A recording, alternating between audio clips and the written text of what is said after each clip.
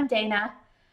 One of the most common questions I get asked is how do I get my kids to listen? So let me give you a few pointers today. The first thing is to think about what are we really saying when we say our kids won't listen. I think what we need to shift is the fact that our kids are listening. They are just not responding. And there's a big difference in those two things. Your kids can hear you, they're just not acting in the way you want them to. So, once we get clear about that this isn't a matter of listening, this is a matter of responding, then we can course correct the situation. So, my first tip is to get in eye view of your child. So many of us, and I'm to blame too, you're running late, you're trying to get out the door, you're hollering from your bedroom bathroom, get your shoes on, get your bags ready. And that's not really an effective way to get people to respond. So I get it, it's tough to do, but it's going to cut down on your frustration levels in the long run.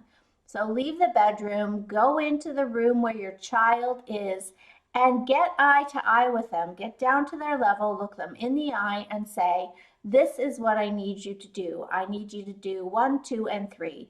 Or try to keep it very simple. If we're talking about really little ones, one project at a time, one request at a time. What I need you to do is go and get your backpack. That's it, right? Now they're going to get their backpack. Then you can say, now I need you to find your shoes and get their shoes, put them on. And that's going to help cut down on your frustration because you can see them respond to the requests that you've made. Let's say your child doesn't do what you've asked.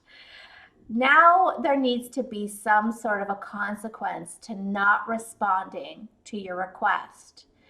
Because if you don't give a consequence or you don't set a parameter around this, what tends to happen is that you just escalate. You get louder and louder until you're now yelling at your children to do what you've asked or get themselves ready or whatever it is. And the more often you do that, the more they tune you out.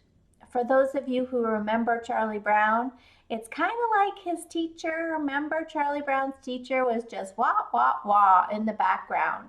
And that's what you will become if that's your strategy. Now, it works on some kids. The louder you yell, finally it hits a pitch in which they do jump into action. But that's not fun for you. It leaves you feeling frantic and angry and frustrated. And it's not fun for your child because what's happening then is that they're just motivated by fear. They're motivated by the loudness of your voice that's getting them to act. And what they'll do is they'll start to wait until you get loud enough that it provokes some fear in them that they're going to respond. So, what do we do if they don't respond? My best strategy is to give consequences. So I would say to my child, that's 1, and see what they do. For a lot of kids, once they get good at this, as soon as they hear you say that's 1, they're going to jump into action. Let's say they do not this time respond to that's 1. Now you say that's 2. When you get past that 2, now it's a consequence.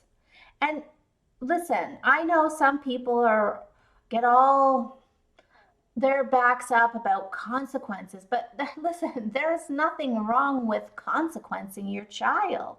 I mean, if they do what you ask, then we will reward them with praise.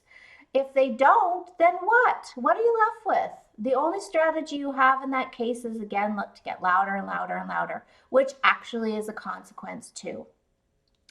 If you get past 2, then now it's a timeout. Timeouts are very, very effective strategies for getting children to respond to requests. And you're going to make it age appropriate. So let's say your child's 5, they didn't listen. they didn't respond to your request. You gave them one warning, you gave them a second warning, and now it's time for timeout.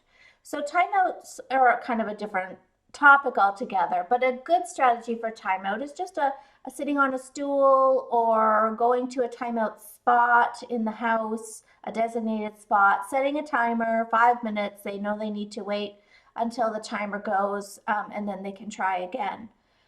And that's a great way to start moving towards having your children respond to you when you make requests.